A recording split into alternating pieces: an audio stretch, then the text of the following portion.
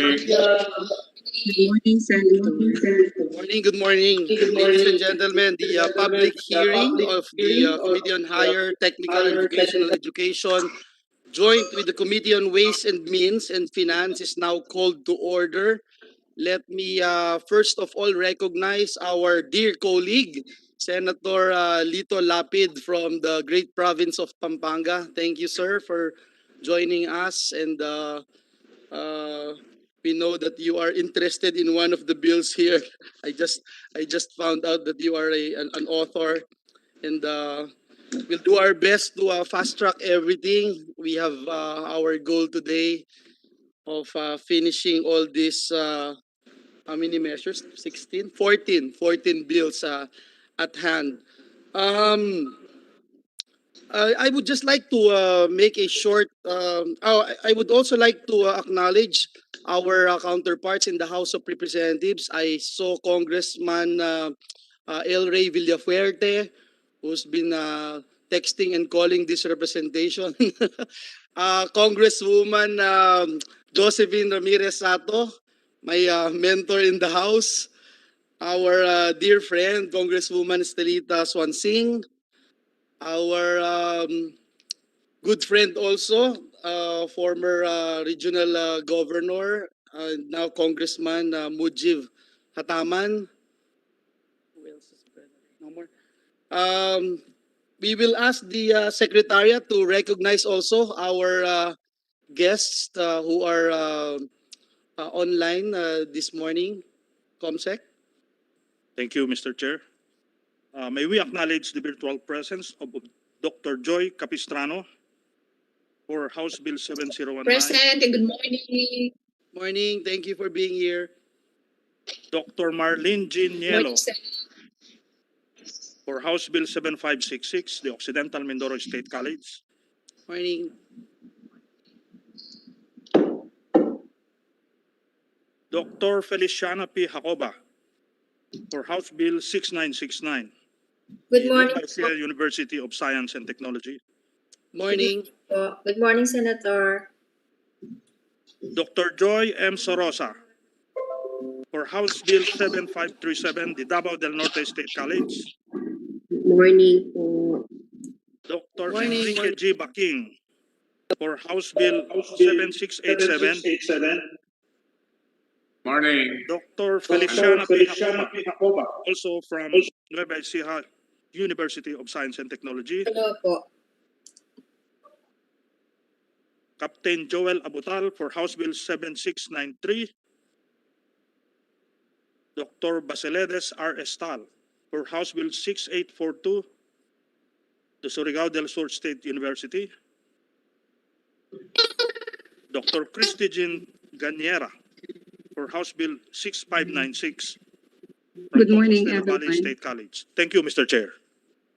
Thank you, Comsec. I'd like to also recognize Congressman Alan Duhali and Congressman Duke Frasco. Magandang umaga po sa inyo, and thank you for being here. Gusto ko pong batiin ang mga pinuno at local officials ng ating mga local government units at ang mga opisyal ng iba't ibang state universities and colleges. Of course, binabati din po natin ang ating mga students and student leaders na nakaabang po sa ating usapan ngayong umaga. Lahat po sila ay nanonood live sa ating streaming, sa Facebook, etc.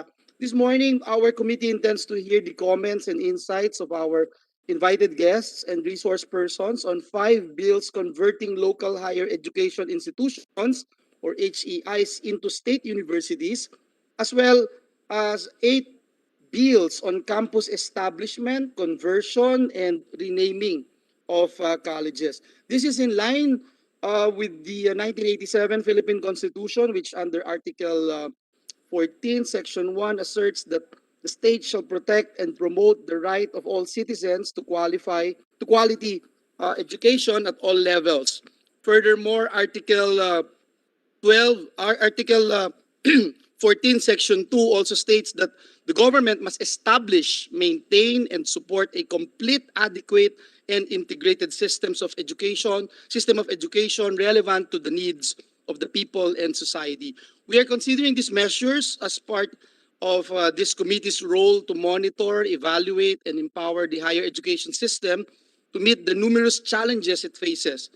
The COVID-19 pandemic exacerbates challenges such as the persistent inequalities in the delivery of quality, accessible, affordable, and comfortable education. We believe that converting our local HEIs into state universities will empower them to expand curricular offerings to include medical and allied courses and programs in response to the present public health emergencies, as well as many other essential economic and national growth and development areas of concern. The establishment of new campuses will allow accommodation for more deserving students. It will improve the quality of tertiary education in their areas of service jurisdictions. Kalahati po ng 3.4 milyong mag-aaral sa higher education sector ang nasa pampublikong kolehiyo at universidad. Umaasa po tayo na sa gabay na rin ng ating mga kaibigan sa Commission on Higher Education, ang mga panukalang batas na ating diringgin ngayong araw na ito ay magiging hakbang para sa mga nabanggit nating layunin. Maraming salamat po at muli pagpalain tayong lahat ng ating Panginoong Diyos. At this juncture, we will now tackle several local bills. And for this hearing, we can now start with the first item in the agenda.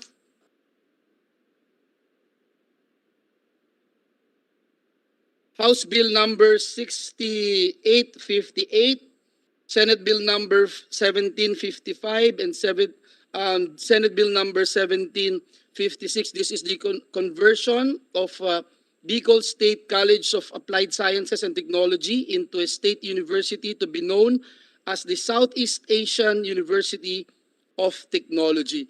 We'd like to first of all recognize the author, our counterpart from the House of Representatives. We'd like to recognize Congressman El Rey Villafuerte.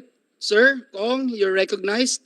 Thank you, Chairman Joel, Senator. First of all, thank you for scheduling this bill as the number one in the agenda.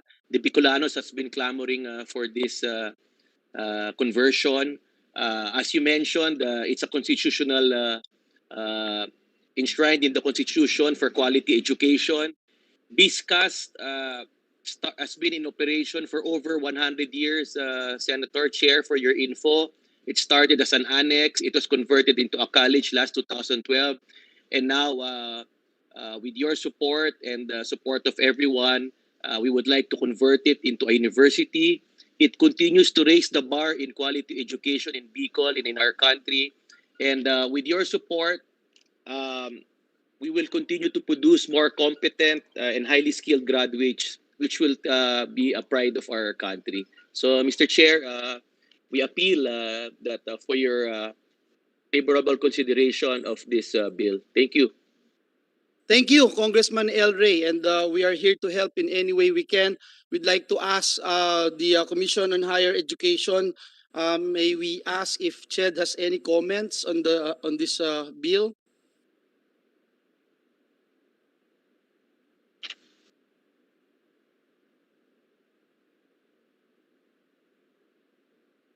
I can see Chairman Popoy de Vera, who is with us right now. Perhaps if we could ask anyone, if it's Chair Popoy or anyone from Ched to make any comment on this bill. Yes, Chairman Popoy, you're recognized if you want to say something. Thank you, Mr. Chairman. We have a consolidated presentation as far as all bills for conversion. Sorry, And Chairman, also we a could consolidated set hardly of hear you, recommendations Chairman for Popoy. the- Sorry, we couldn't hear you. Your sound is a little garbled.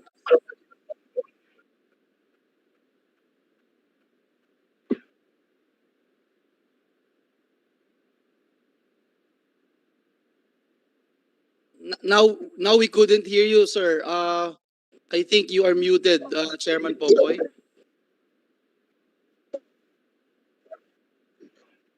Can you hear me now? Can you hear me now? Can you hear me now? I'm trying to speak as There. loud as I can. Yes, we can hear you now. Please proceed. Okay, thank you, Mr. Chairman. We grouped together all the bills with respect to conversion and also the Sorry, bills Mr. that Chairman. Sorry, want to establish a we can regular hear you, but campus. we don't understand what you're saying. It's garbled, Mr. Chairman. We're trying to fix everything here in our system. Chair, I think, Mr. Chairman, the Chairman Popoy's internet is slow. Kaya nagagarble. Yes, we are seeing that.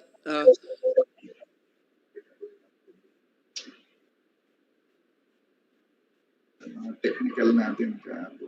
Can we try it again, Chairman Popoy? Can we try it again? Hello, Mr. Chair. Paki-off yung video. Yung video mo. So we can hear you.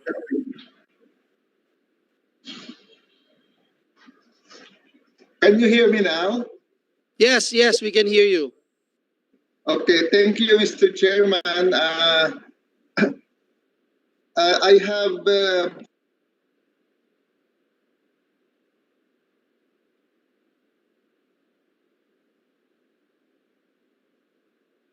on the creation of regular campuses. I think it is important for the Senate to see this from a historical perspective because this concern or this policy to convert state colleges into state universities has been ongoing since the 15th Congress starting July 2010. And I think we can understand it better if we look at the historical trend of conversions. So if you will allow me, Mr. Chair, let me now do my manifestation, if it is okay. Sure, please, Chairman. Yeah. In the 15th Congress from July 2010 to June 2013, 12 conversion laws were passed by Congress uh, converting state colleges into state universities. The 15th Congress put a sunset clause or a sunset provision in this bill saying that they have to comply with CHED requirements within 3 years after the signing of the law. Of these 12 institutions that were converted by law, only 3 have complied and were authorized to use their university names. These are Pampanga State Agricultural University, the Iloilo Science and Technology University, and the Kalinga State University. The reason why these were all issued certificate of compliance by the Commission is that they fully complied with all requirements needed to become a university. The remaining 9 are still complying until now. What Congress did subsequently was to amend their laws to extend the compliance period, not putting a date of 3 years, but saying that they can comply, that they can comply for so long as they work with the Commission for compliance. We've had problems with the conversion of many state colleges because they have difficulty to comply. The bottom line, Mr. Chair, is if colleges are ready, it is very easy to become compliant. But if the colleges are not ready, it takes a significant amount of time and resources for them to become universities. I'll give you an example of Tarlac College of Agriculture in 2015. While the bill was being heard in the Senate or in Congress, they already asked the Commission to evaluate them extensively. And the institution worked with the Commission, and the certificate of compliance was issued by the Commission even before the Tarlac College of Agriculture was converted by law into Tarlac Agricultural University. This shows that if a college is very ready, even before the law is passed, an assessment can be done, and if they are compliant, we will have no problem. So in the list of in 2019 or in 2018, 3 additional conversion laws were passed. This is for the Davao Oriental State College of Science and Technology, the Sorsogon State College, and the Sorala National Agricultural School. And in 2019, 8 conversion laws were passed for Camarines Sur Polytechnic, Carlos Hilado, Dr. Emilio Espinosa, Guimaras State College, Marinduque State College, Mindanao State College of Science and Technology, Zamboanga City State Polytechnic, and Camarines Norte State College. As of our latest assessment, the Commission is confident that at least five of these pending universities may get their compliance by the first quarter of this year. However, I'd like to bring to the attention of the Senate that of the total 23 state colleges that have laws for conversion into a university, only 4 or 17% have fully complied, and the others are still complying as of now. Our policy or our position, therefore, Mr. Chair, is if the Senate really wants to pass this conversion bills, we do not have any opposition to it, consistent with a provision that is usually put into the conversion laws that they must comply with CHED requirements to be a state university. But we would ask the proponents of the bills, particularly our members of Congress, if they can really work hand in hand with the Commission to make sure that they become compliant. Because compliance and conversion from state college to state university often needs significant resources for facilities. We need competent faculty with the appropriate graduate degrees and degree programs that are compliant with quality assurance. And this cannot be done overnight. These have to be worked out by the universities and their board of regents so that they comply. All the state colleges that have pending approval for conversion, the Commission has already reported in their Board of Regents what needs to be done so that they can comply with CHED requirements. It is now up to the university to do the proper action so that they can be fully compliant. So there are some colleges that the road is easier and some colleges where the road is also more difficult. Specific to the 2021 bills that have been submitted for conversion to state college, the Commission notes that some of them cannot comply as of the present moment. For example, the Bicol State College of Applied Sciences and Technology which is being proposed to become a state university known as Southeast Asian University of Technology, has no existing doctoral programs. A university must have doctoral programs. Otherwise, using international standards of universities, universities with no doctoral programs have very little capacity to produce quality research. The same is true for Agusan State College of Agriculture and Technology. They have no doctoral programs, and their existing programs still do not have certificate of program compliance.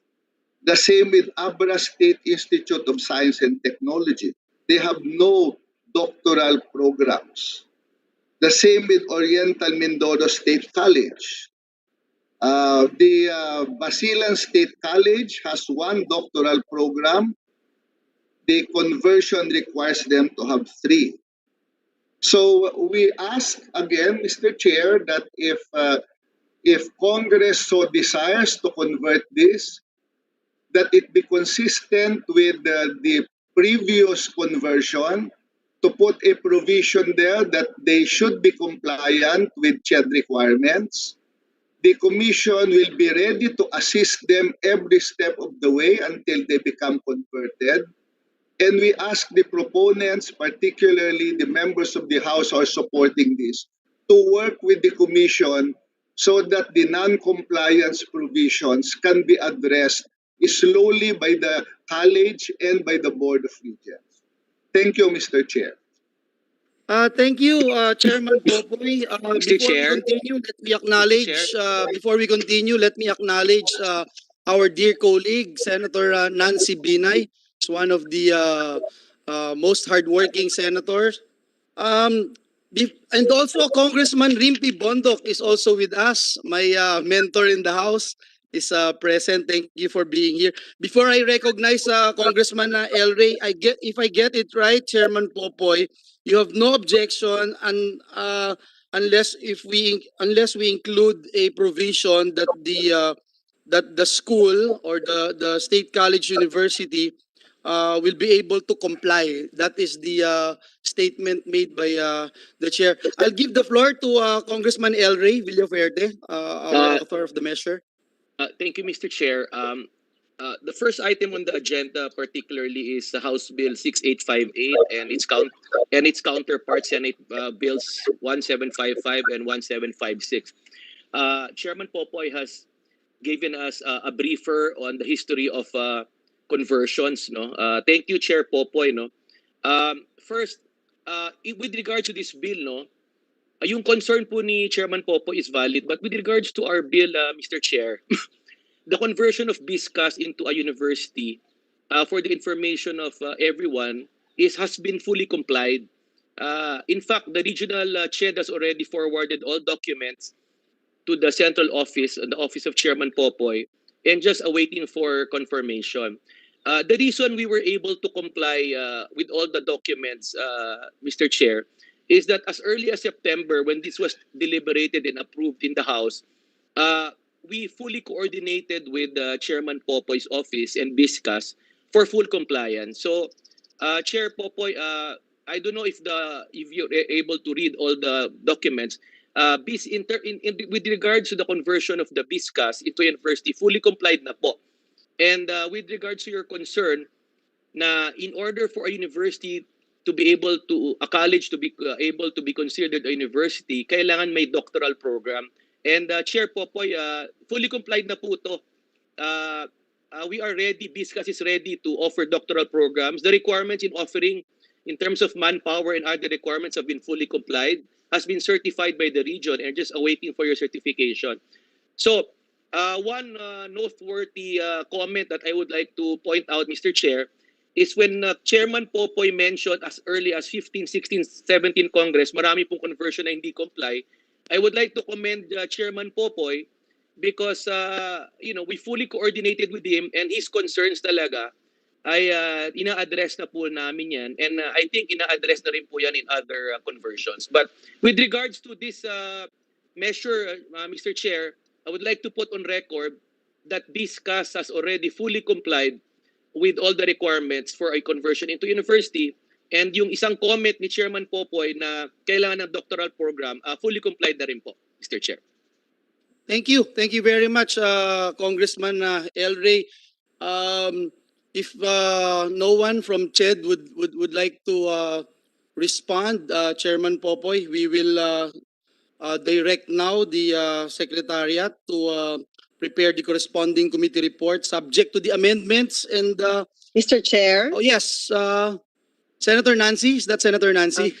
Yes. Sorry, yes, I couldn't Mr. see Chair. everyone here. I'm really sorry. Senator Nancy, yes, you're recognized, ma'am. Hindi lang, I would just like to ask yung proponent, yung kasi di ba yung renaming of the school, naging Southeast Asian. Can we just get the rationale? Okay. Mama, Please. thank you, Senator Nancy. We wanted to name it the Philippine State College for a Philippine University for Applied Science Technology, but apparently si Congressman Rufus Rodriguez has a pending measure naming that. So we gave in to him. So we just thought, in consultation with the BISCAS and stakeholders, ma'am, it would be an honor to name such a university Southeast Asia, not only for the pride of the Filipino. Our goal really is to make this university a benchmark, not only in the Philippines, but also in Southeast Asia, Madam Senator. Okay. Thank you. Yun lang po. Satisfied, Senator Mr. Nancy? Chairman. Yes, kasi Thank usually, you. di ba, parang they name it after the province. Yes. Thank you. Thank you. Thank you very much. So with that, we will direct the Secretariat to prepare the corresponding committee report subject to the amendments submitted and subject to style in case there are grammatical or typographical errors. So ordered. Thank you, Congressman El Rey Villaferte. We move on to our next... Thank you, Senator. Thank you. Our next agenda is the conversion of Agusan del Sur State College of Agriculture and Technology, or ASCAT, into a state university. This is Senate Bill number 1689 and House Bill number 1719, authored by Senator Amy Marcos and Representatives Plaza and all. May we ask if the author is present?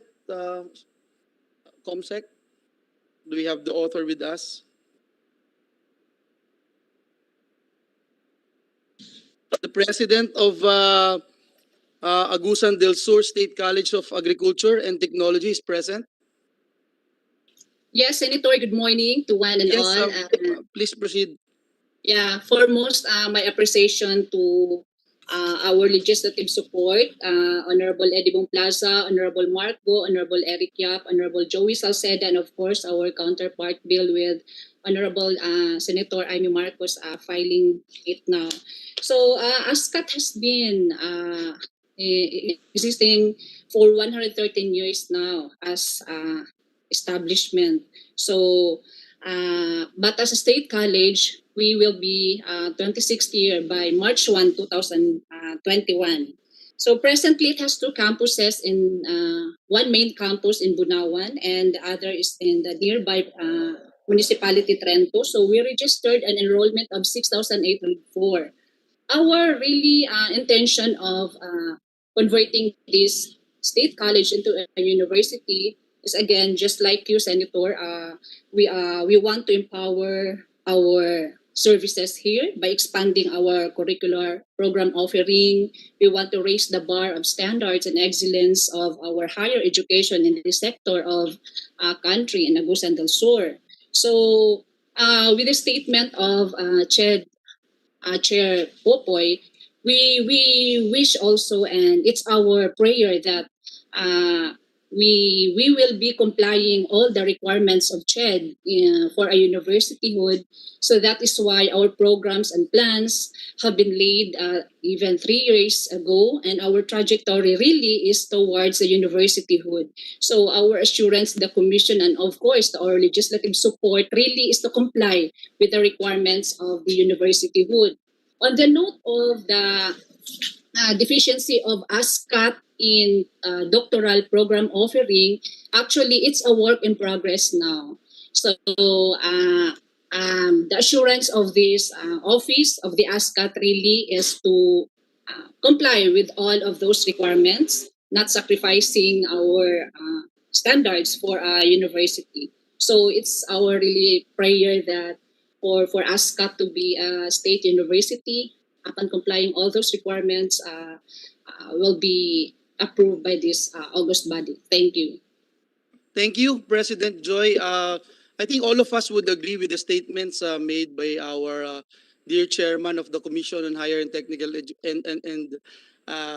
Commission on Higher Education, Chairman Popoy, with the importance of complying with the CHED standards.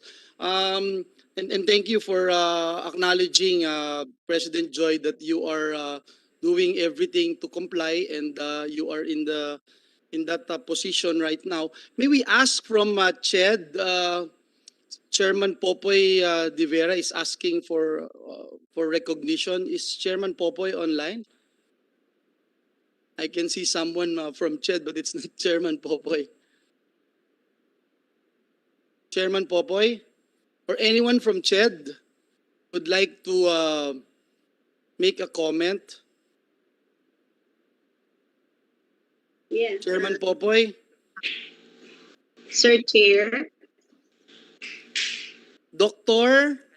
Kalagi. Yes, Dr. Kalagi, Yes. you're recognized, ma'am. Yes, good morning po to our honorable senators. Magandang umaga po sa lahat. Yes. Actually, as of last year, we are already extending our technical assistance to ASCAT for the ASCAT to comply with the requirements prescribed by the Commission on the conversion of the university status. So ongoing po ang compliance, and we do expect that maybe within 1 year, within this year, could be able to comply with, they can be able to comply with all those requirements, minus of course the doctoral programs which are yet not to be submitted to the commission. Because one of the requirements for a university to be converted into a university is that there should be a doctoral programs to be offered with enrollment already. So mahaba po ito. So we have really to work it out, for the ASCA to be able to comply with all these requirements. Maraming salamat po, Senator. Thank you. Are there any other comments with this particular measure converting Agusan del Sur State College of Agriculture and Technology into a state university? Hearing none, we will now direct the Secretariat to draft the committee report and consider all the amendments subject to style. So noted. Okay. Let's proceed to our third agenda. Thank you, ma'am. This is SBN 1733 and House Bill number 7030, converting Abra State Institute of Sciences and Technology into State University to be known as the University of Abra, filed by Senator Amy Marcos and Reps Bernos, etc. We would like to recognize Dr. Torquesa, who is with us.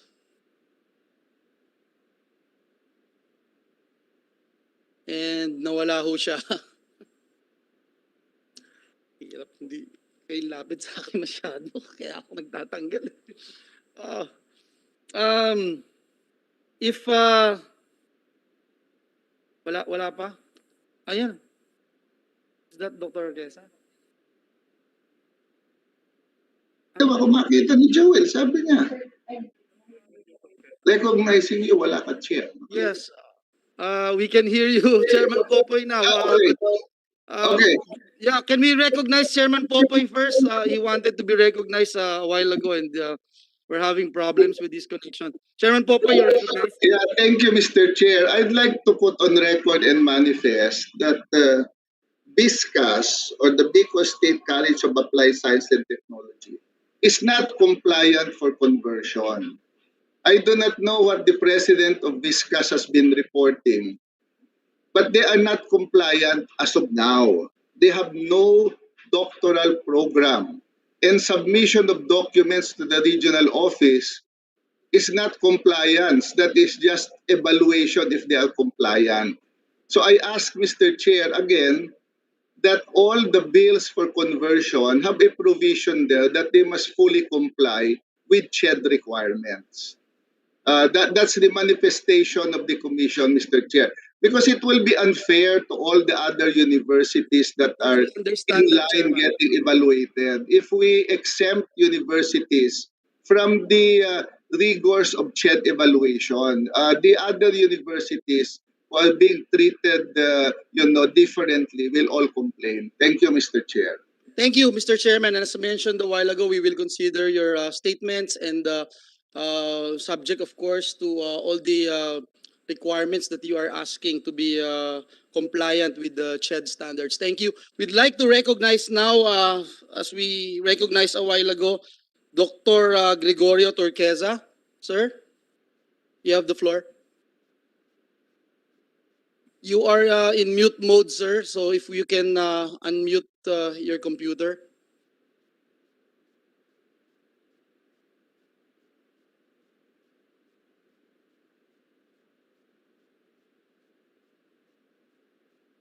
We cannot hear you, sir. Perhaps your microphone is too far from you.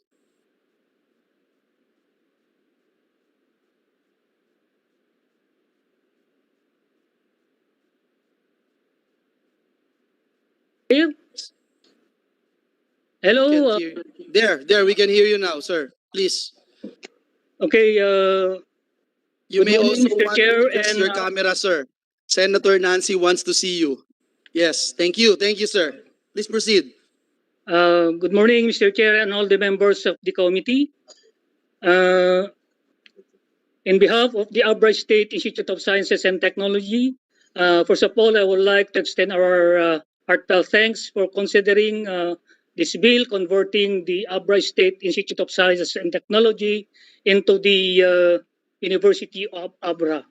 And I'm very thankful to the House of Representatives, particularly Congressman J.B. Bernos, who authored the bill in the House, and with him is Honorable Eric Yap, Honorable Salceda, and Honorable Mark Gu.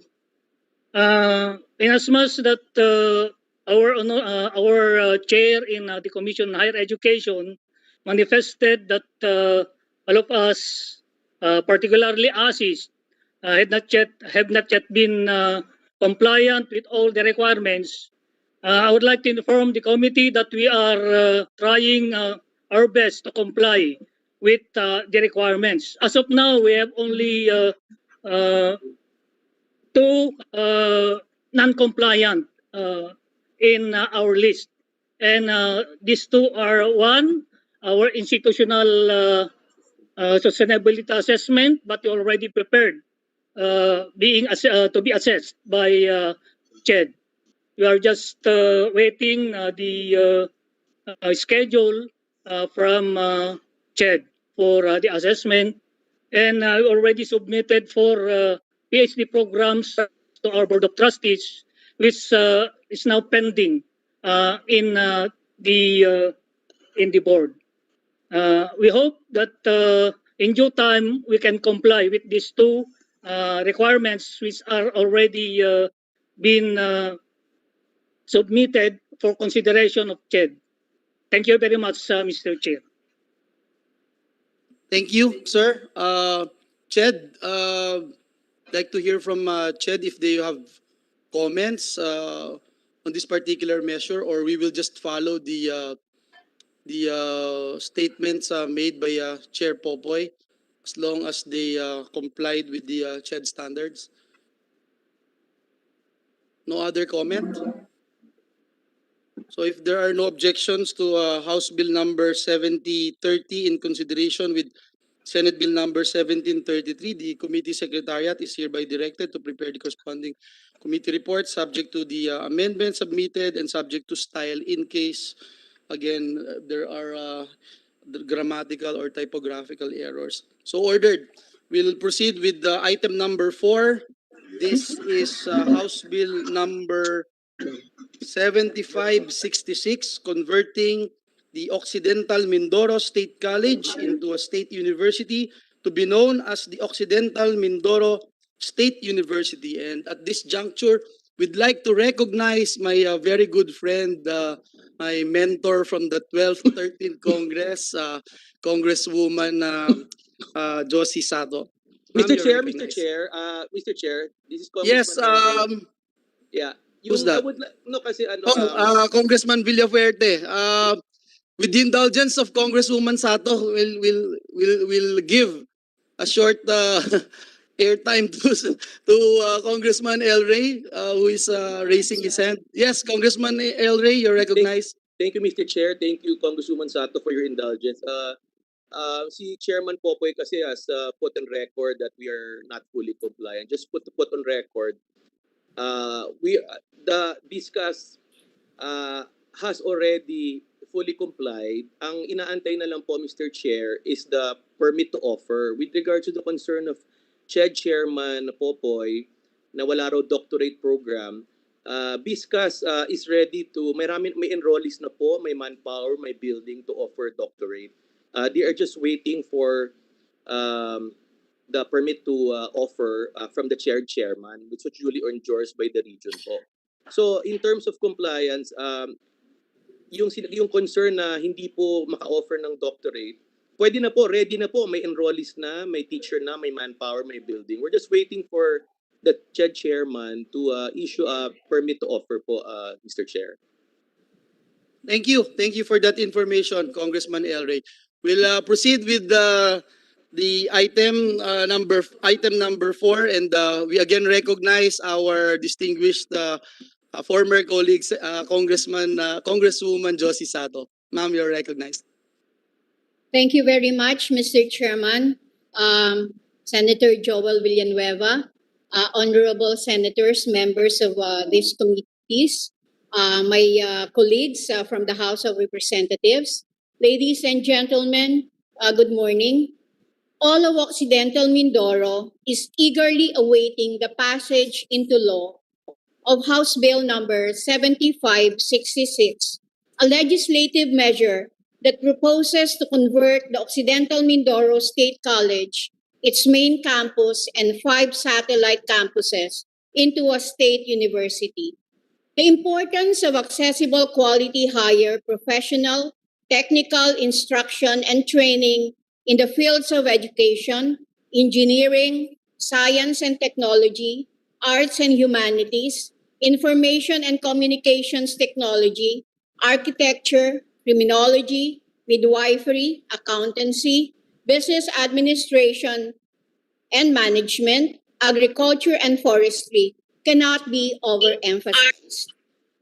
Presently, we have 14,845 students coming from the 11 municipalities of Occidental Mindoro, coming from the southern part of Oriental Mindoro, and students coming from Palawan and Antique. Being an island province, the proposed conversion will make available courses and opportunities which are not presently offered by OMSC. Sending our children to Batangas and Manila for courses which are not presently offered in Occidental Mindoro poses financial and economic burdens for our parents. Further, this conversion is consistent with the constitutional mandate of the Senate of the state to establish and maintain a complete, adequate, and integrated system of education relevant to the goals of sustainable development, both at the national and at the local level.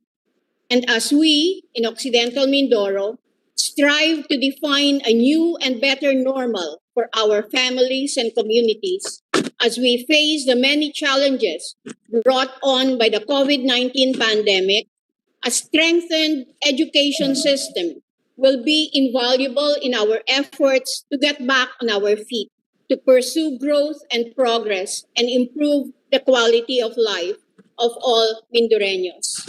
I am here today with the officials and faculty of the Occidental Mindoro State College and with local government officials who are hosts to various OMSC campuses. We have been working very hard in preparing OMSC to become a full university. And as an answer to the observations of the Honorable Chairman of CHED, I would just want to make it of record that OMSC presently is offering 54 academic degree programs being offered in this state college. We have 7 graduate programs presently being offered. We have 1 existing doctoral program in education. We have pending 4 applications for additional doctoral programs, and these are pending with the CHED. We could have complied earlier for additional doctoral programs if it were not for the moratorium imposed by the CHED. In view of this, Mr. Chairman, we would like to appeal that that this bill be passed and earnestly approved. Thank you very much. Thank you, Congresswoman Josie Sato, and I'm not surprised that OMSC is doing very well under your leadership and guidance. We'd like to find out if Ched would make a comment or would like to say something.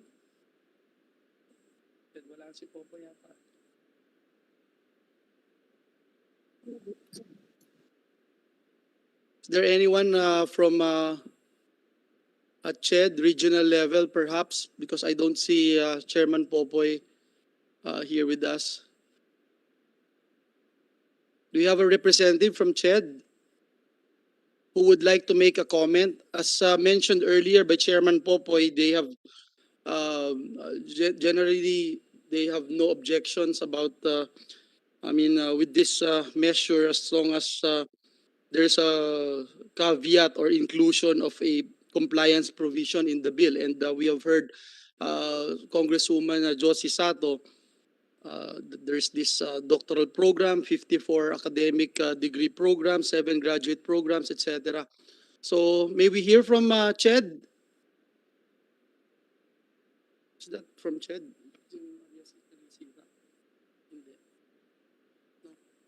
Okay, if there's none, we will it means there's no objections to House Bill number 7566. The committee secretary is hereby directed to prepare the corresponding committee report subject to amendments and whatever discussed here on this committee hearing, subject to style. So ordered. Thank you, Congresswoman Sato. Thank you very much, Mr. Chairman. Thank you so much. Thank you. We'll proceed with the item number 5. This is Senate Bill number 1936 and House Bill number 7697. This is converting the Basilan State College into a state university to be known as the Basilan State University, filed by our Chair of the Committee on Finance, Senator Sani Angara, and Representative Mujib Hataman. We would like to give the floor to Congressman Mujib is now missing. He was here a while ago. But perhaps if we could ask someone from Basilan State College, I think the president is here with us, Dr. Haipa Salin.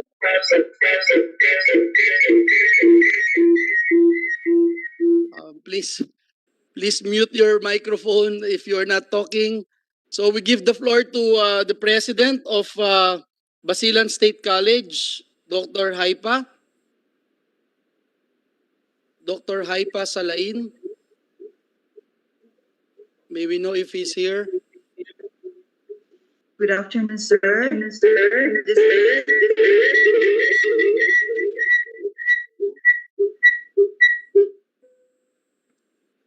Sir, good afternoon.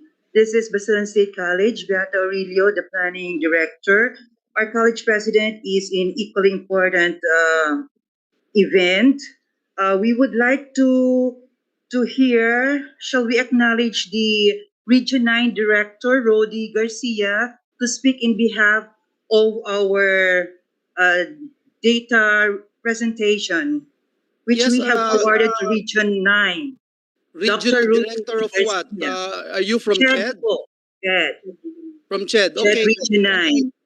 Okay, please proceed. Mr. Chair, I am the OIC Regional Director of the Commission on Higher Education Regional Office 9. Can you hear me, Mr. Chair?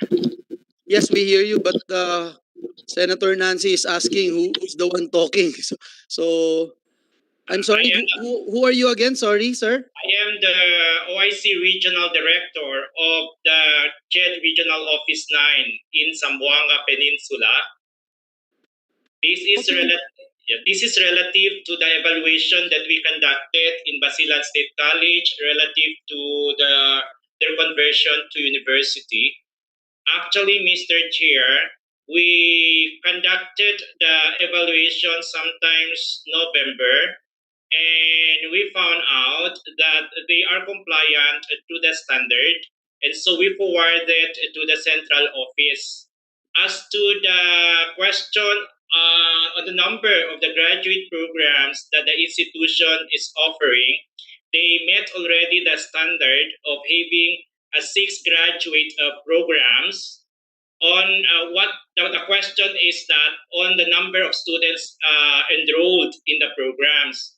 So previously, the programs had no enrollment for the past 3 years, but for now, they already have enrollment to comply with all the requirements, Mr. Chair. Okay, sir, when you say you are compliant and you already forwarded these documents that Basilan State College is compliant to the central office of Commission on Higher Education. Just to clear the statement, Mr. Chair, we in the regional office, we do monitor compliance of the different programs, whether for conversion or not. When they applied for conversion, we do already the evaluation without having the conversion law. We found out that based on our evaluation for the different programs offered by Basilan State College, they are complying with all the requirements. And so, they submitted to us the documents for us to look at whether they have the capability to be converted to Basilan State College. With our proactive move, we evaluated the programs, the institution twice. And so we forwarded the documents to central office for appreciation, Mr. Chair, since we already appreciated their documents when they submitted to the regional office. Okay, got it. Thank you very much, OICRD. I saw Congressman Mujib Hataman. Maybe we can hear from the author. Congressman Hataman, you are recognized.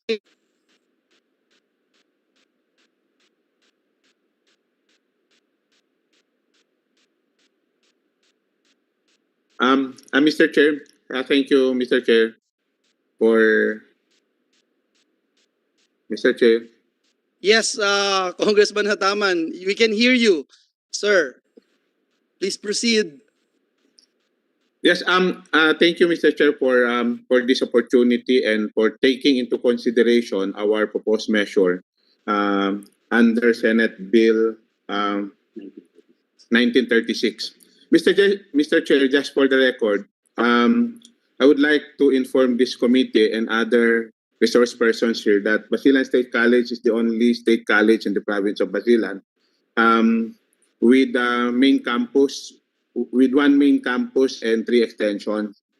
It was established by virtue of Presidential Decree number 1943 during the incumbency of President Marcos.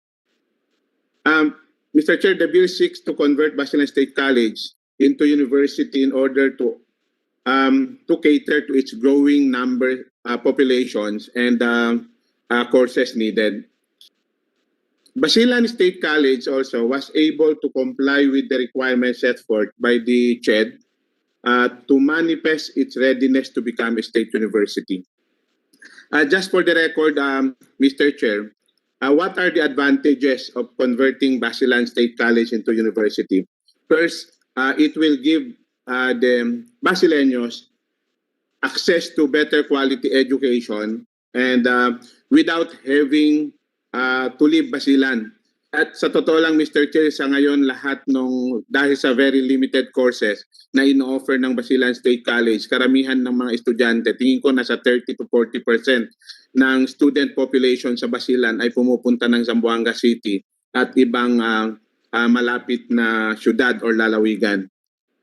And Basilan State College also, Basilan is the only province in BARM that there is no Mindanao State University.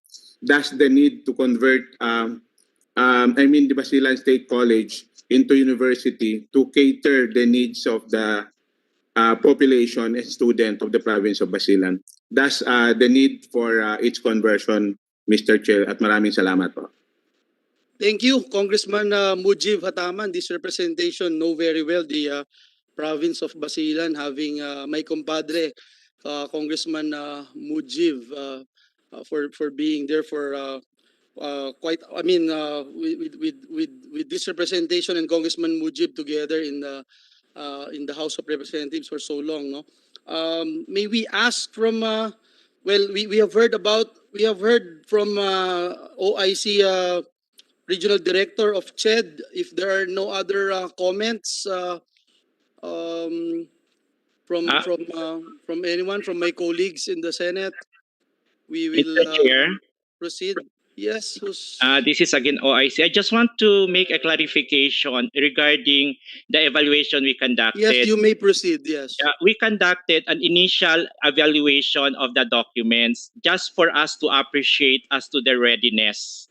So as to the thorough evaluations not yet conducted, as to what are those things needed to be evaluated. But on the part of the region, what we usually do is to just appreciate the documents and we forward it to the office for thorough evaluation to be conducted by the committee. Okay. That's I just want to correct my statement, Mr. Chair. We are here to appreciate the documents submitted, doing preliminary evaluation, but subject to the final evaluation of the commission. Okay, so you have no objection, subject to the compliance. Yes, Mr. Chair, but subject to the full compliance of the university's requirements for conversion. But on our part, we do appreciate only the documents. Yes. That's clear. Okay, if there are no objections to House Bill number 7697. Mr. Chair? Yes, Senator Nancy, you're recognized. What is the status of the thorough investigation? Investigation ba yun or appreciation? Not yet finally conducted, ma'am. The regional office has to appreciate the documents as initial evaluation. The thorough evaluation not yet conducted as of now. We forwarded to central office so that to conduct with thorough evaluation whether the institution is ready for its conversion. Okay. Thank you, Mr. Chair.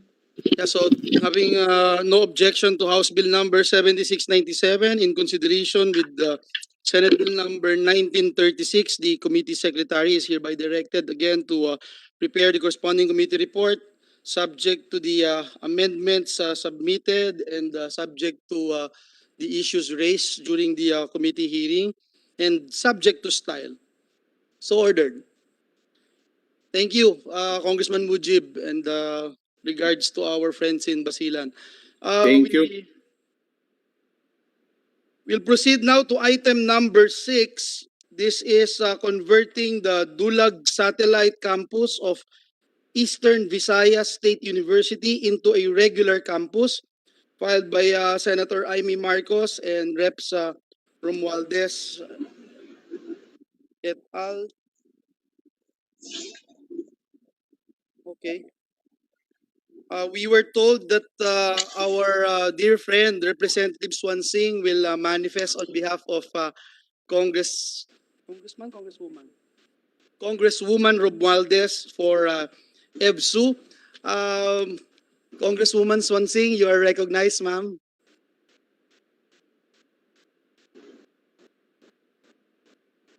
Sorry, ma'am, we can't hear you. Kindly unmute your computer, ma'am. Sorry.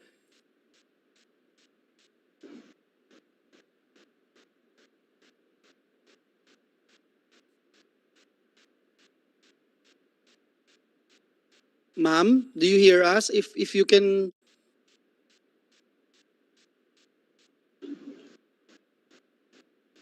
It says here, unmute na po, pero we couldn't hear you, ma'am.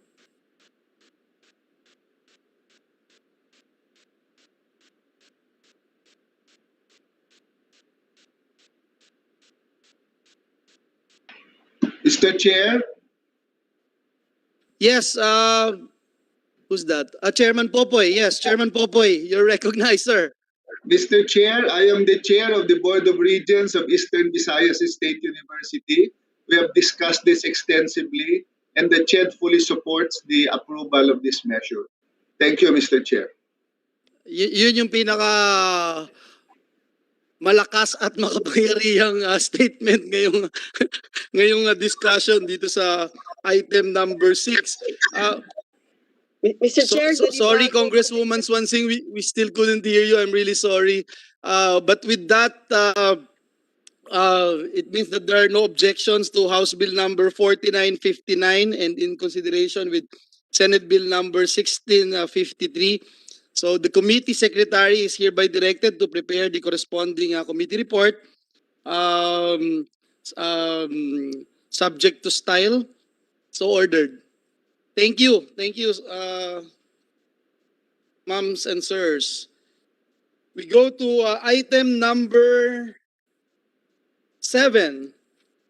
House Bill number 6877. This is establishing a campus of the Cebu Technological University in Liloan and Bourbon, Cebu.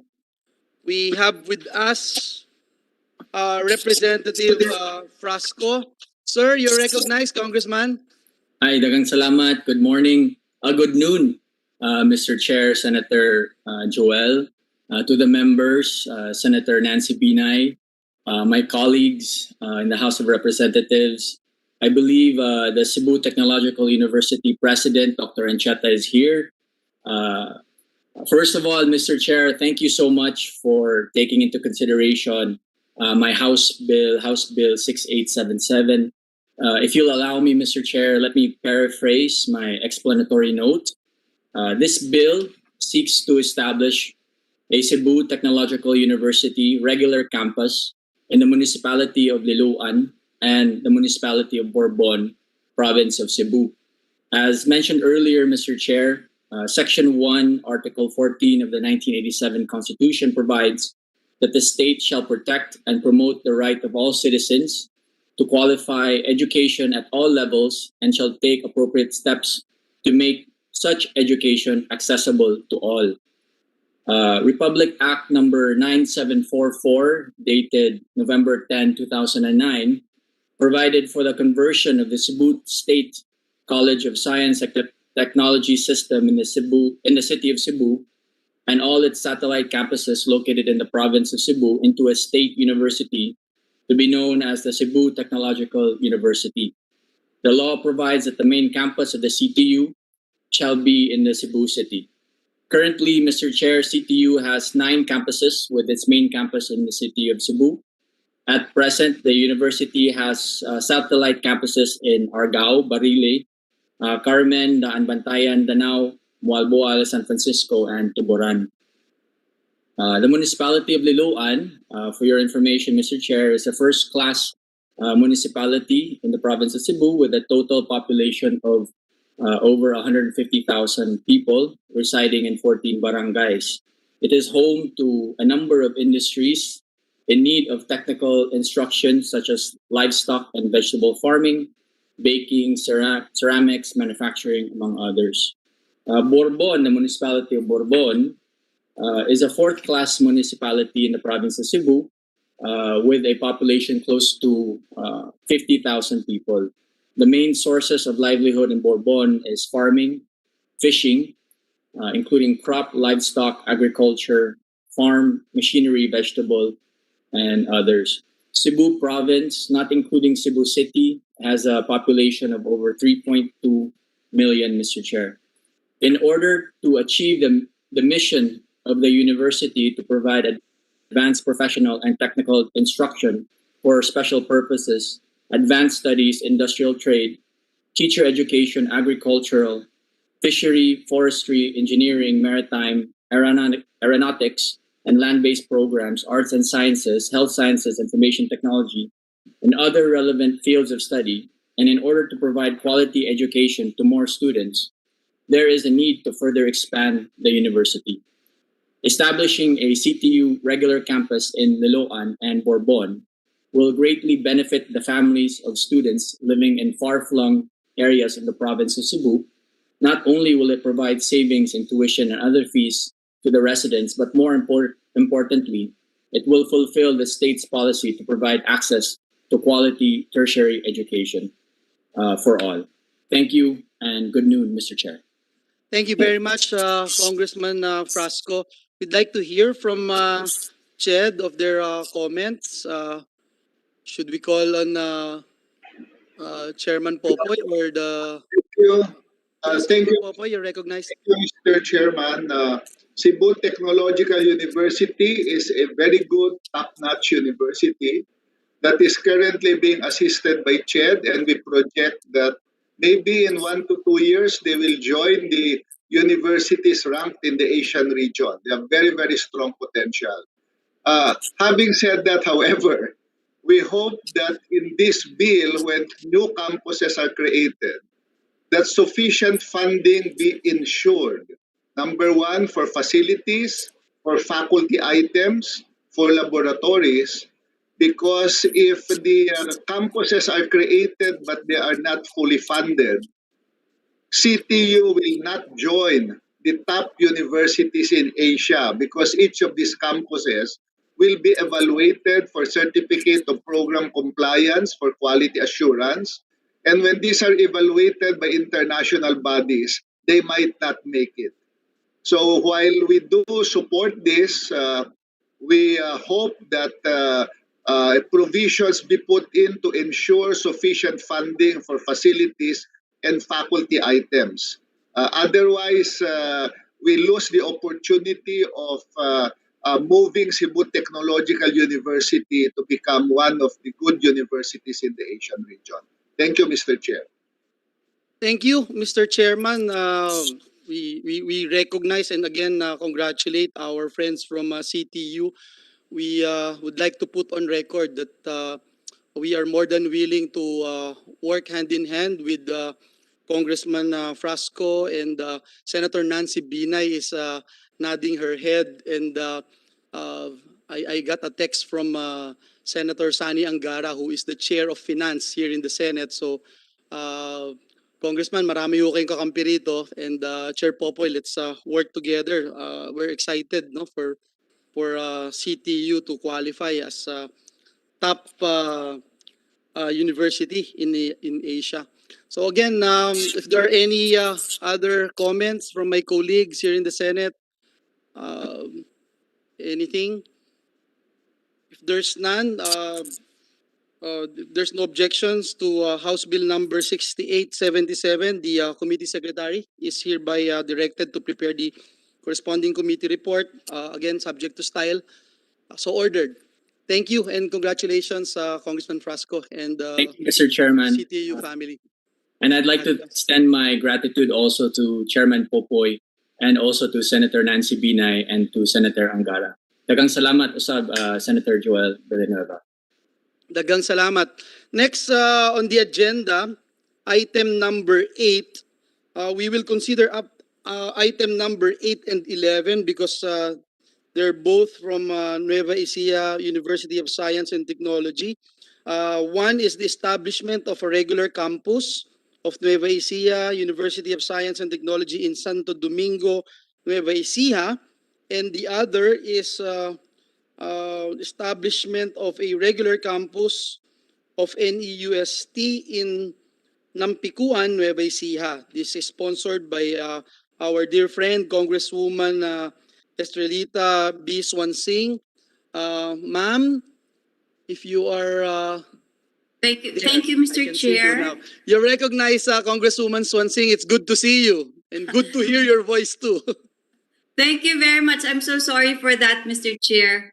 the distinguished chairperson, Honorable Senator Joel Villanueva of the Committee on Higher Technical and Vocational Education, my good friend, Honorable Senator Nancy Binay, how are you po? I miss you.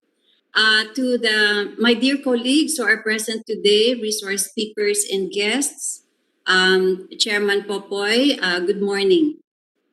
I joined you today to sponsor 2 legislative measures which will further make quality education accessible to our learners in the 1st District of Nueva Ecija who wish to pursue college education. 1, House Bill number 6969 proposes to establish a regular campus of the Nueva Ecija University of Science and Technology, or NEUST, in the municipality of Santo Domingo, and the other being House Bill number 7692 proposes to establish a regular campus of the same university in the municipality of Nampicuan.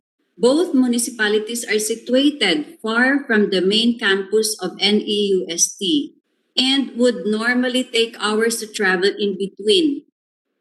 From the main campus of NEUST in Sumakab, Cabanatuan, to the municipality of Nampicuan, it will take you 2 hours by jeepney. And from Cabanatuan to Santo Domingo, it will take you 45 to 1 hour. At the time before the COVID-19 pandemic, our students had to shell out money to pay for travel expenses, not to mention the time being sacrificed when instead of traveling, they could have used it to study their lessons. Most of our constituents are from the poor and marginalized sectors of our country, the farmers. Many of them are unable to finance the additional expenses of sending a child to college. With the establishment of regular campuses of an esteemed state university in 2 key locations in my district, we would be able to bring education closer to these children, especially as we are looking hopeful towards the day when we can manage the COVID-19 pandemic in our country and open our classrooms once again.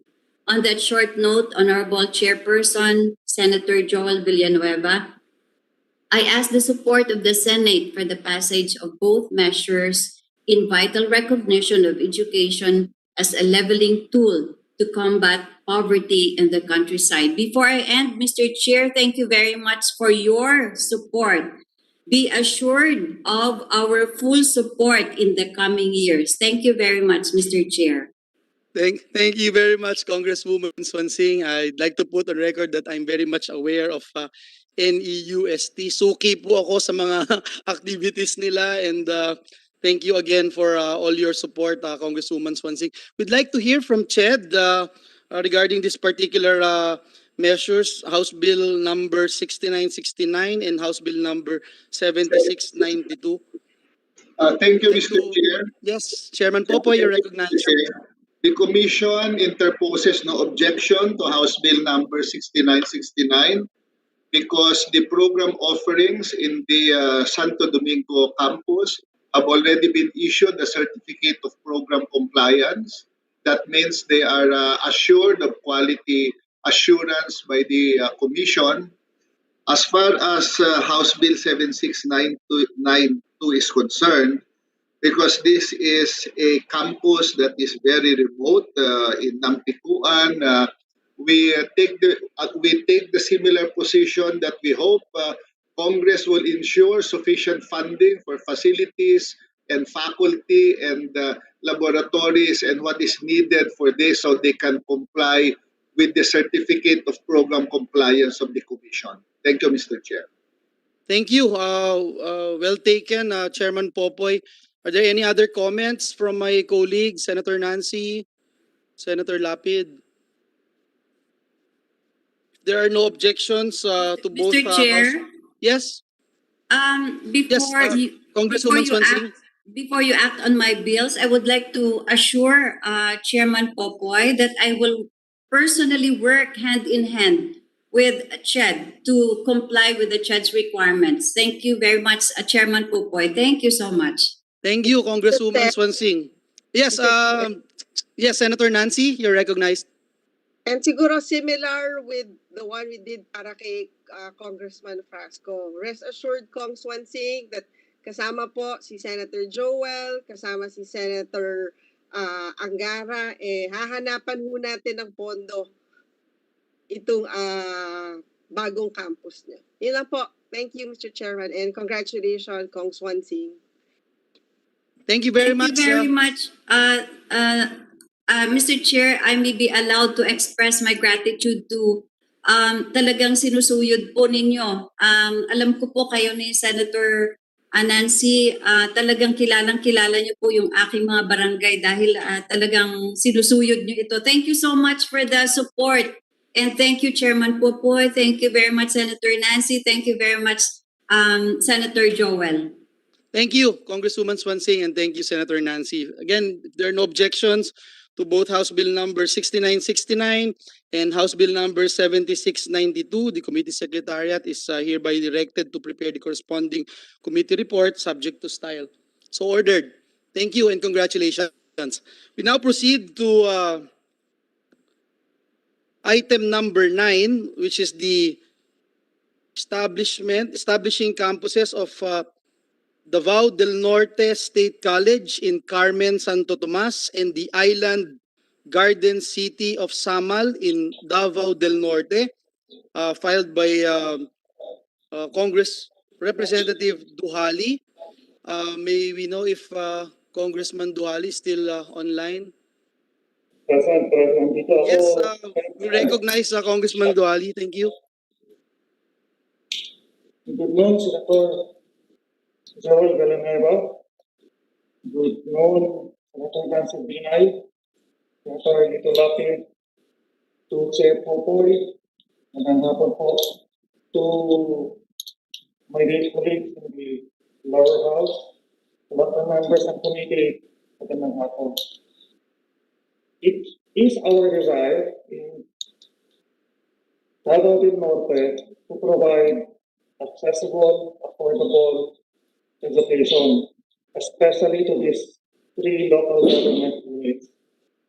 Samal Island is located just across Davao City. Parang hindi lang po pumunta ng estudyante to cross para mag-aral sa Davao City po. By providing extension campus in Samal, this will level the playing field for our students living in the Island Garden City of Samal. So I am appealing to the members of the committee to consider the proposed campuses in Santo Tomas, Carmen, and Samal, so we can finally provide accessible and affordable education to the people of District 2. Thank you, Mr. Chair. Thank you, Congressman. And we would like to hear from CHED, any representative from CHED for their comments on this particular measure.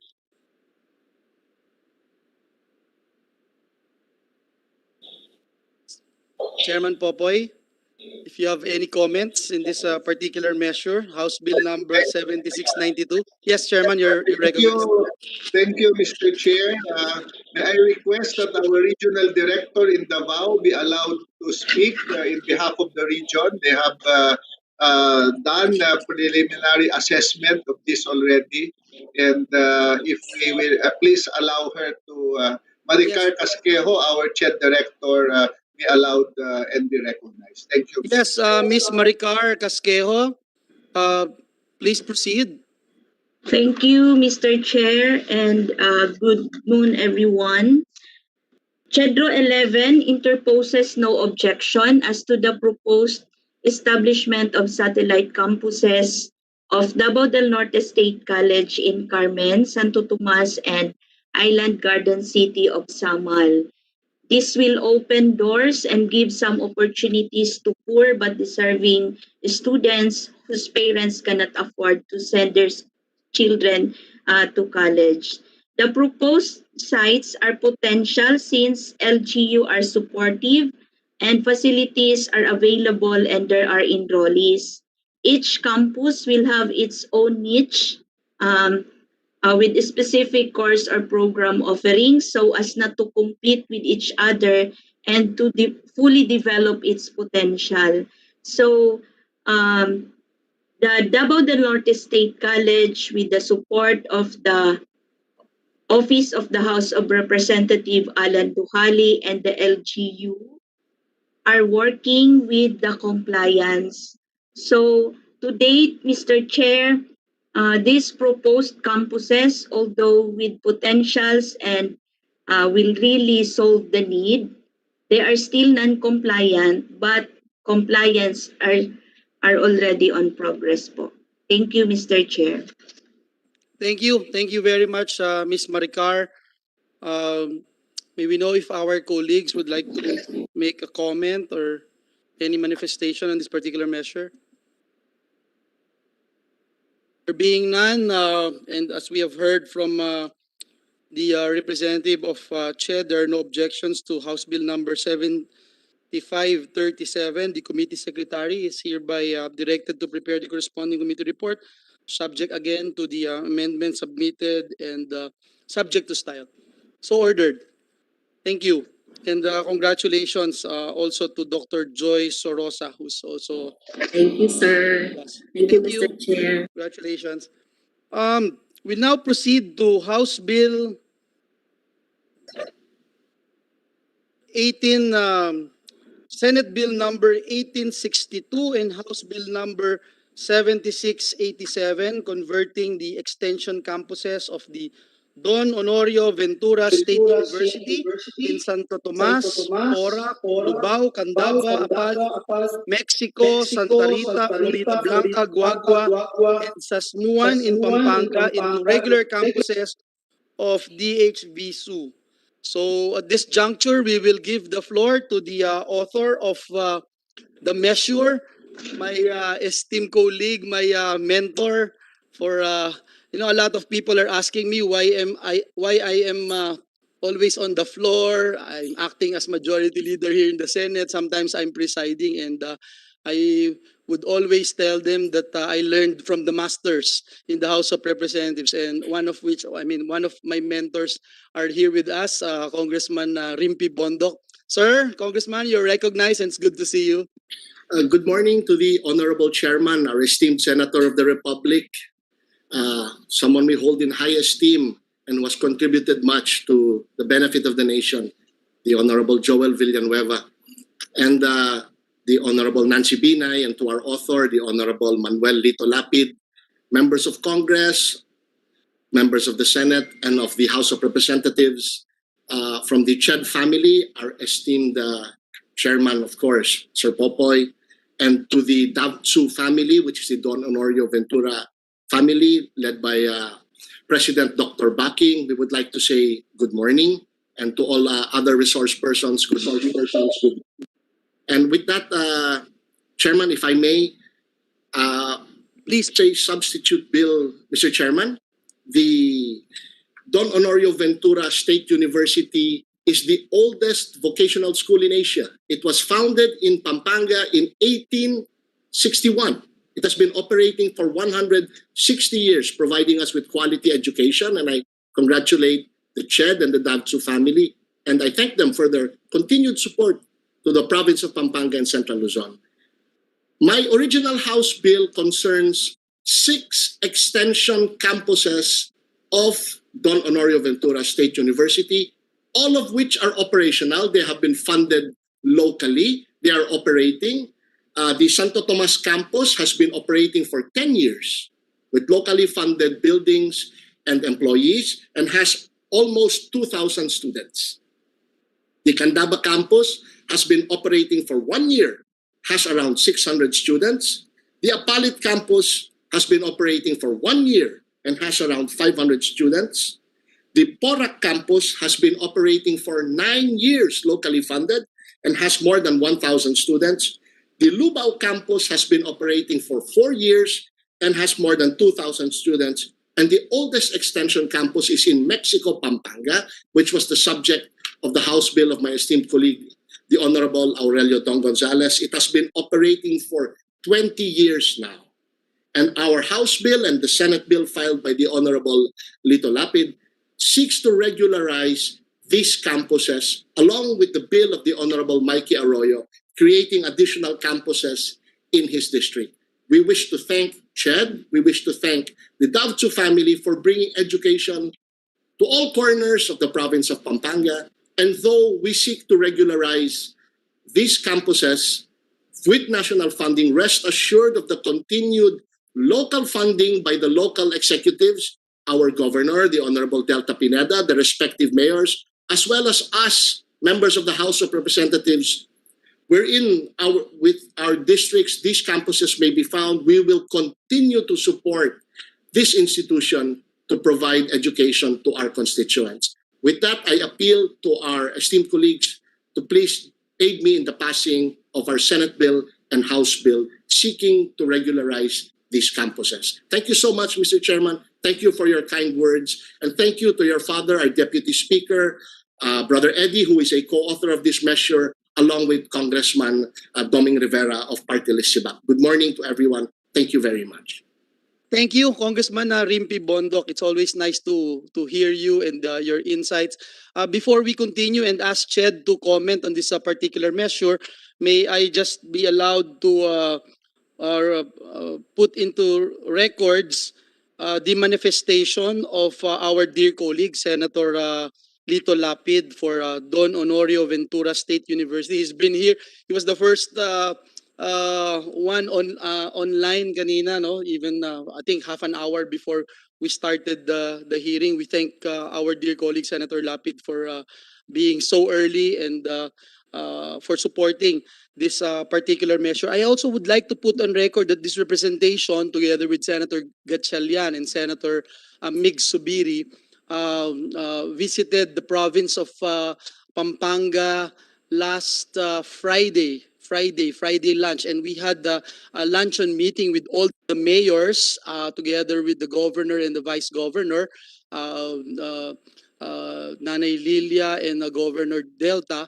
And we were able to talk about a lot of issues, particularly this particular measure. And so it is good to note that everyone is supportive of this measure. And again, we thank our distinguished colleague, Senator Lito Lapid is here. Sorry, sir, if you wanted to make a short manifestation or anything, we'll give the floor to our pinuno of the Senate, Senator Lapid. You're recognized, sir. Maraming salamat, Chairman Joel Villanueva, at ang aking mga kasama ng mga senador at mga resource person.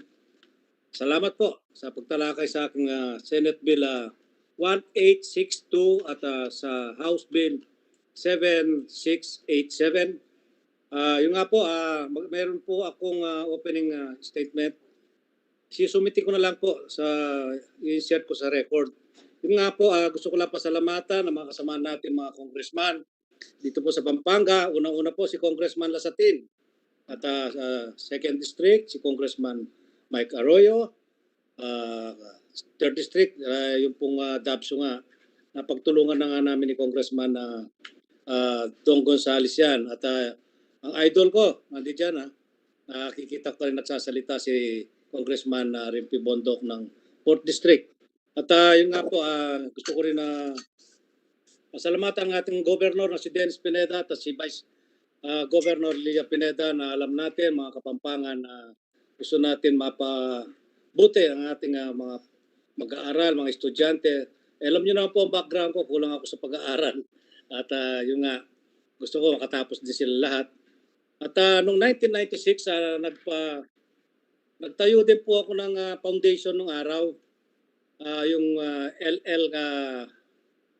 parang Lito Lapid College Foundation nung pagputok ng pinatubo. Yung nga po, medyo kinapos ng budget. Kaya medyo masyado akong concern dito sa Dabso para marami makapag-aral sa ating mga kababayan. Lalong-lalo na po dito sa lalawigan ng Pampanga. Yun lang, at maraming salamat sa kasipagan mo. Alam ko, makamasa ka lahat, lalo sa edukasyon, nakatutok ka dyan. Yun lang, maraming salamat. Thank you very much, Senator Lapid. Ang aming pinuno, very humble, very down to earth, pero puno ng wisdom ang kanyang mga statements dito sa Senado, and we appreciate him. We'd like to give the floor now to the Commission on Higher Education for their comments. Maybe Chairman Popoy or Thank you. Chairman Popoy, you're recognized. Yeah, thank you, Mr. Chair. The Commission interposes no objection to House Bill 7687 and Senate Bill 1862. The campuses in the Don Honorio Bintula University campuses in Mexico, Lubao, Porac, and Santo Tomas currently are already compliant as far as certificate of program compliance is concerned. That means they have passed the quality assurance requirements of the Commission. The Apalit campus has just started operation and has no COPC yet. And the campuses in Sasmuan, Santa Rita, Florida, Blanca, and Guagua are not yet operating and therefore have not been subjected to compliance requirements. We'd like to take the position, as I previously said, that these new campuses be fully funded facilities-wise and faculty-wise, because currently Don Honorio Ventura University is a level 3 state university in the ranking of CHED. They, of course, would wish to become level 4. They want to go up, just like the other premier universities. But if their campuses are not fully funded when evaluation time comes, and they don't have certificate of program compliance, and they don't have facilities, then the SUC level will not go up. It is as simple as that. In our desire to expand the reach, we must make sure that the expansion of access is access to quality education. Otherwise, the SUC level of the state university will go down, and therefore the quality assurance system is not in place. So we hope that the Congress would ensure that these are fully funded campuses. Thank you, Mr. Chair. Thank you very much for that, Chairman Popoy, and it's good to note that they are currently in level 4 and level 3 and shooting for level 4, and that it's also good to note that you have heard from Congressman Rimpi, from Senator Lapid, and you have the likes of Congressman Gonzales, Lazatin, Arroyo, and of course, Idol Rimpi here with us. We'll be able to put our acts together and make sure that we will be able to support the said extension campuses. If there are no other objections, no other comments from my dear colleagues on House Bill number 7687 in consideration with Senate Bill number 1862, the committee secretariat is hereby directed to prepare the corresponding committee report subject to the amendments submitted and subject to the discussions in this particular hearing. We would again direct the committee secretary to prepare the committee report. So ordered. Thank you so much, Mr. Chairman. Thank you very much, po. Thank you, and congratulations. And we'd also like to acknowledge Dr. Enrique Baking, who is also with us. Thank you, sir, for joining us, and congratulations. Salamat po. Thank Salamat po. you. Thank you. Nakal pong salamat.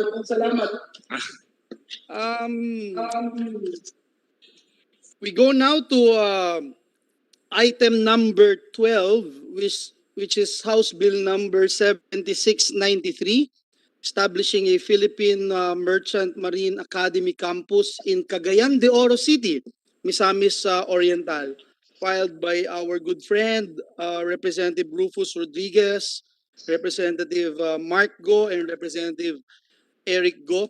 We will acknowledge if the authors are here with us. We'd like to hear from them. If not, we would like to recognize Captain Joel, may tukayo, Captain Joel Abutal, You're recognized, sir. Thank you, Chairman, Senator Tocayo, Brother Villanueva. Maraming salamat po. At the House Bill number 7693, an act establishing campus of the Philippine Merchant Marine Academy, PMMA in Cagayan de Oro City, province of Misamis Oriental, to be known as the PMMA Cagayan de Oro City Campus, and appropriating funds therefore. We appreciate the recognition given by Congress and hopefully by the Senate on the role of PMMA in the economy of the country, and the Philippine Merchant Marine Academy is in full support of this noble initiative to bring PMMA closer to the Filipino peoples, especially for the youth of Mindanao, which long deserved this attention for educational and professional development opportunities. Last year, PMMA turned 200 years, and despite we were not able to celebrate the grandiose celebration for our 200th year, we were able to continue our mandate of providing our country with merchant marine officers and officers for the Philippine Navy and Philippine Coast Guard. So the Academy remains its vision, and as of the moment, we are still in continuing our education and training despite of the pandemic situation. We did not stop the operation. We were able to graduate the midshipmen last year, and all of them are now working on board international vessels as well as in the Philippine Coast Guard and Philippine Navy. The Academy envisions the Cagayan de Oro campus as our technical and vocational school to offer senior maritime high school course to allow K-12 graduates to be equipped of the necessary skills and certifications as per international conventions to make them ready to go on board ships. This will also make the campus our preparatory school for those who would like to pursue BS degree in the main campus in San Narciso, Zambales. PMMA also envisions the Cagayan de Oro campus to house our graduate school center in the Visayas and Mindanao area to provide continuing professional development for seafarers, to provide master's degree courses in maritime education and training, ship management, port management, ship and technical superintendents, and other allied fields. The Academy also sees this as an opportunity to expand our research capabilities and to house the National Maritime Policy and Research Institute in order to be the research arm of the government to support as basis for legislation and executive actions for the development of the local maritime industry.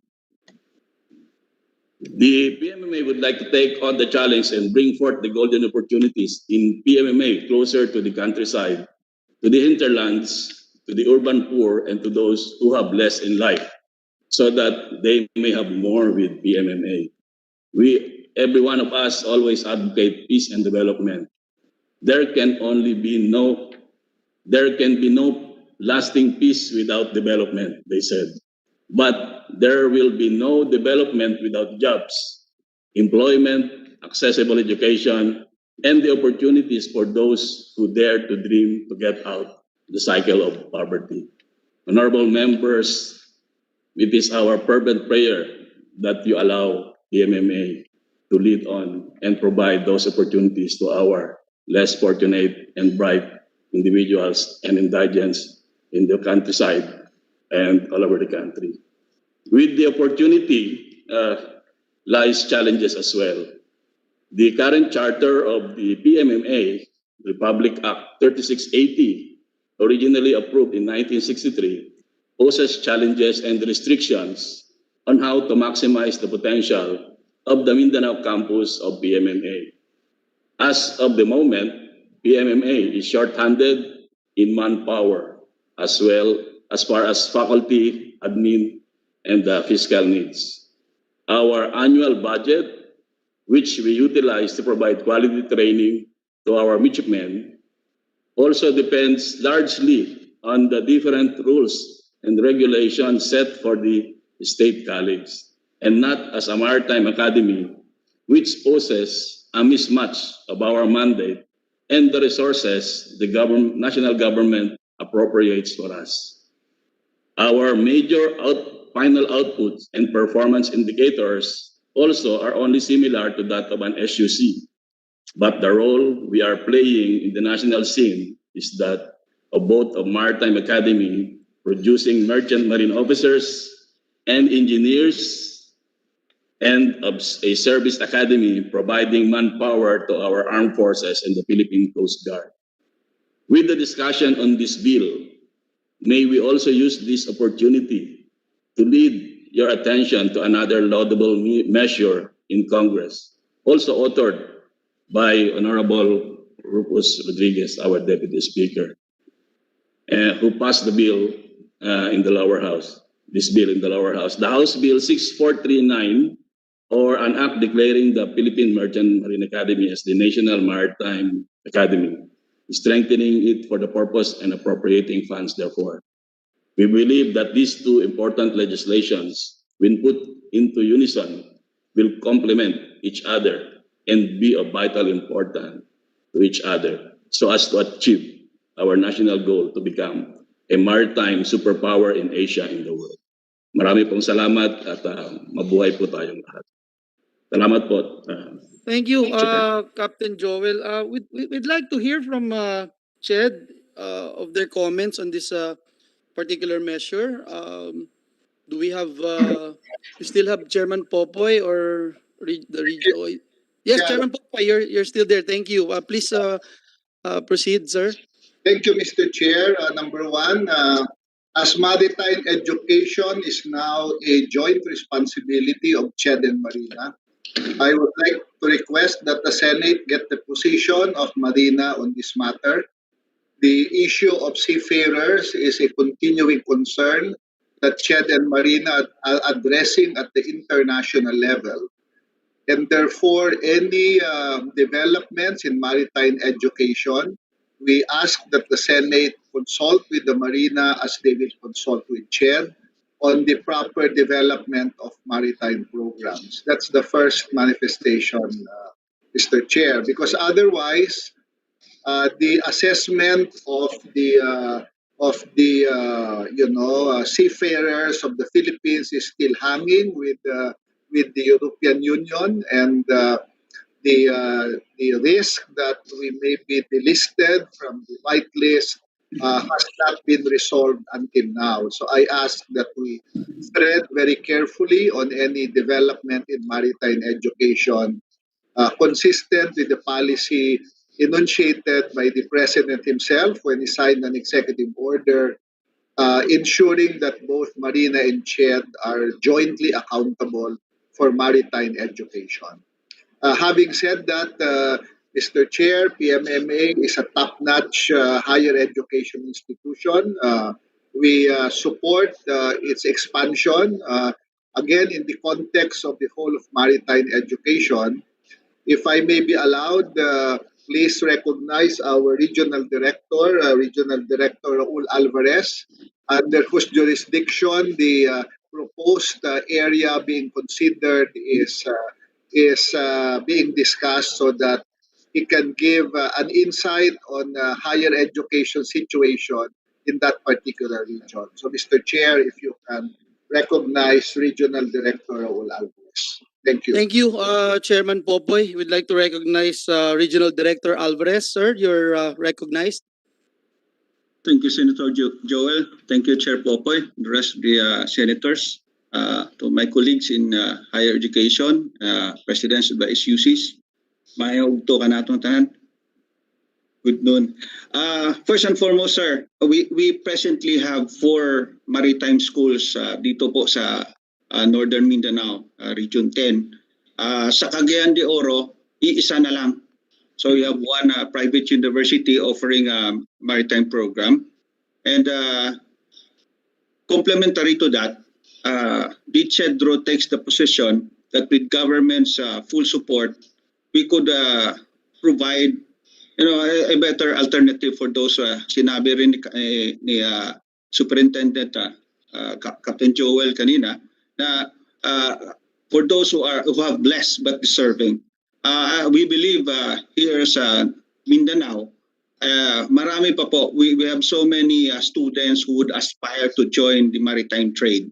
And the limitations was discussed by Chair Popoy very extensively. Marami pong pangangailangan ang maritime. Ako din po, maritime person ako. I've been with the maritime school for 21 years before joining CHED. And I'm familiar with the so many requirements of the programs, no? And this would really need the full support of everybody.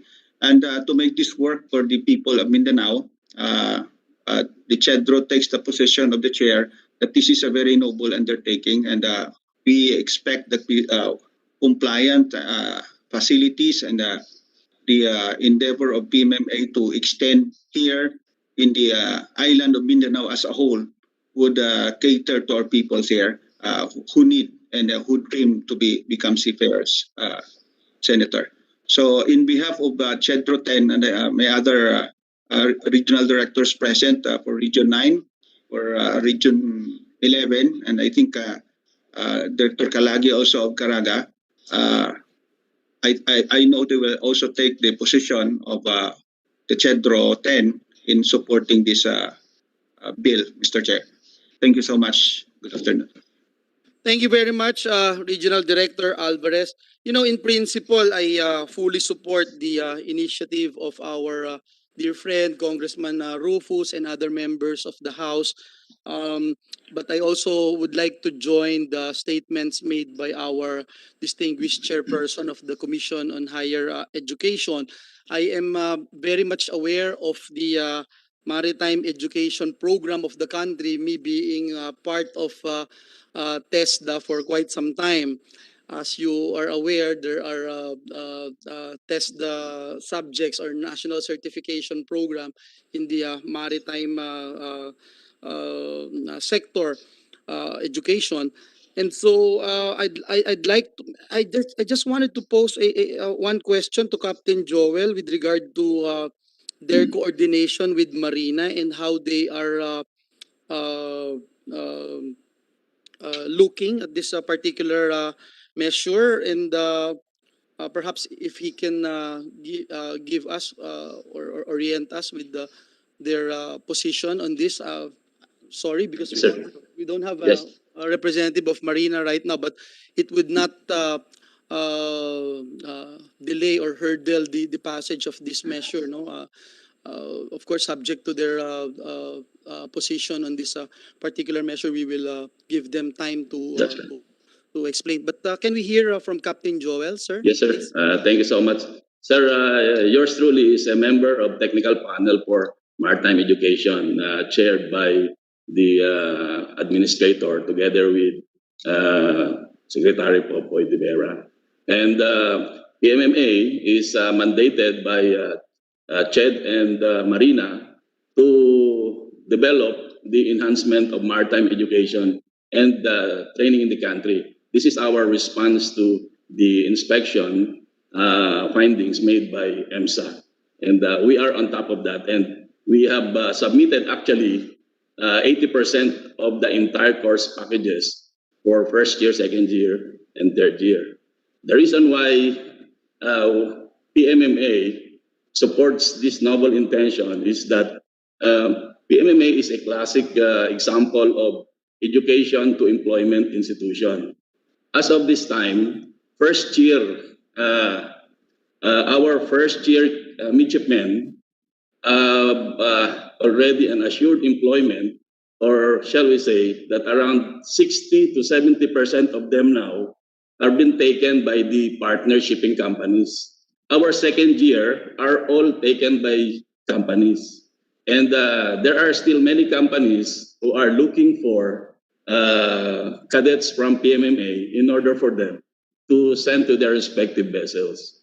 Philippine Navy and Philippine Coast Guard aggressively increased the number of candidates from PMMA. And with that, the intention of PMMA to fully support the economy and security of the country is in full blast. On the other hand, based on our findings as a superintendent, I was able to check on the demography of the PMMA cadets. About 84% of our cadets mainly come from Luzon. 8 and 9% come from Visayas and Mindanao, which means that we need to really go through the other areas in order for PMMA to increase the beneficiaries of our program. And if we are able to do this, I think I think Chairman Popoy will agree that this is a noble intention for everyone. PMMA can just sit here and continue our program. But this is a call for us to really work on and provide employment and opportunities for those people who are less fortunate, but actually bright. So, as I said, we cannot achieve peace and development without employment for our countrymen. And this is the reason why we fully support this intention of extending our campus there. Thank you, sir. Thank you. Thank you very much, Captain Joel, for that extensive remark. We agree with you. If there are any other comments, we would like to order that this House Bill number 7693 be approved in principle, subject to the discussions manifested by our resource persons, and as soon as they are we get the necessary information, the secretary is directed to draft the corresponding committee report. So ordered. So thank you, sir. Thank you for all your support. Appreciate it. Maraming salamat, sir. Thank you so much, sir. Chair Popoy, thank you so much, sir. Thank you. We're down to our last two remaining items in the agenda. Senate Bill number, can't even read anymore, 1698 and House Bill number 6842, renaming the Surigao del Sur State University to Northeastern Mindanao State University, filed by our colleague Senator Aimee and Representatives Pichay, Rodriguez, and Go. If the authors are present, we'd like to recognize them. If they're not here with us, we'd like to call Dr. Basiledes Estal, the president of Surigao del Sur State University. Thank you very much, Senator Joel, for, and of course, our chairman of the Commission on Higher Education, other distinguished guests, the regional director, Director Kalagi of Caraga, and to all who are present today, good noon. The only thing that our sponsor is trying to put something is that the Surigao del Sur State University aims to cater more students from the different parts of Caraga region. More, because we have 17,800 enrolled this time, but there are still another students from the tips of Surigao del Sur, Norte and South that are not were not able to avail because of some of the reason. One is, of course, they are trying to shy away to enroll in the university because they thought that the given name Surigao del Sur State University is only for the resident of Surigao del Sur. That's why the authors, in order for us to curb the notion of exclusivity, this bill was then conceptualized by the two houses of Congress and Senate. Thank you, Senator Joel Villanueva, sir. Daghang salamat, Dr. Estal. We'd like to hear from CHED regarding this particular measure. Chairman Popoy, you're recognized. Thank you, Mr. Chair. As these two bills are not covered by clear policies of the Commission, these are not conversion bills. It does not provide for additional requirements. The position of the Commission is that this is best left to the governing boards of both HEIs to decide. So, provided there is concurrence of the governing boards of both HEIs, the Commission interposes no objection, Mr. Chair. Thank you very much, Chairman Popoy. We put that on record as part of our deliberation, the positions of the board of both universities listed in item number 13 and number 14. So there are no objections to House Bill number 6842 in consideration with Senate Bill number 1698. This is also being followed up by our Majority Floor Leader, Senator Zubiri. We'd like to direct the Committee Secretary to prepare the corresponding committee report, again subject to style. So ordered. Thank you and congratulations, Dr. Estal. Regards po dyan. God bless. Thank you. Last but not the least is House Bill number 6596, renaming the Compostela Valley State College to Davao de Oro State College, filed by Representative Zamora and Representative Go. So we, if the authors are online, we can recognize them. If not, we will recognize the President of Compostela Valley State College, Dr. Christy Jean Ganiera. Ma'am, you're recognized. Good afternoon, Mr. Chair and esteemed members of the Senate Committee on Higher Technical and Vocational Education, the Ways and Means and Finance, of course, to Chair Popoy de Vera. Good afternoon. The Compostela Valley State College was established in 2013 through the initiative of former Congresswoman Maricar Zamora of the 1st District of then Compostela Valley. By virtue of Republic Act 11297, renaming of the Compostela Valley to Davao de Oro was effected, noting that it's the only province in Davao region that does not bear the name Davao. So we have Davao del Sur, Davao del Norte, Davao Oriental, Davao Occidental, and hence the filing of the Bill 6596 by Congressman Manuel Whitecorat Zamora. So with that, Mr. Chair, the Compostela Valley State College academic community interposes no objection and do manifest its full support for the approval of the House Bill 6596, of course, taking into consideration the suggestion of the Honorable Chair Popoy de Vera that it has to go through a consultation with the Board of Trustees. Thank you, Mr. Chair. Thank you, Madam President.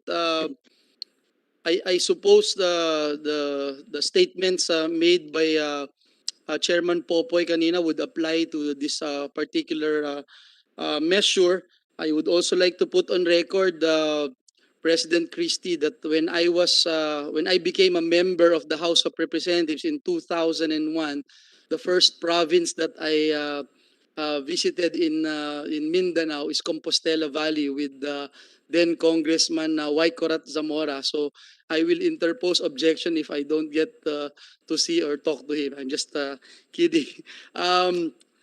With that, we will approve House Bill number 6596, and the Secretary is hereby directed to prepare the corresponding committee report, again subject to the deliberations and statements happen in this committee hearing with the concurrence also of the board of that particular state college. So ordered. So again, thank you and congratulations. So that's it. We would like to thank our resource persons, our fellow colleagues in the House of Representatives, our SUC administrators, of course, to our CHED chairman, the very hardworking chairman, Popoy De Vera, for taking the time to join and help us deliberate these important measures. We would like to thank also our viewers through our online streaming for taking time as well to watch this public hearing. We reiterate that your committee on higher technical and vocational education will remain your reliable partner in ensuring our higher education institutions are able to navigate this unprecedented pandemic. Our committee is always open for any assistance you may need. And again, we'd like to thank everyone for being here and appreciate your presence. May God bless us all. Thank you very much. This committee hearing on higher and technical education is hereby adjourned. Thank you again and God bless us all. Maraming salamat po.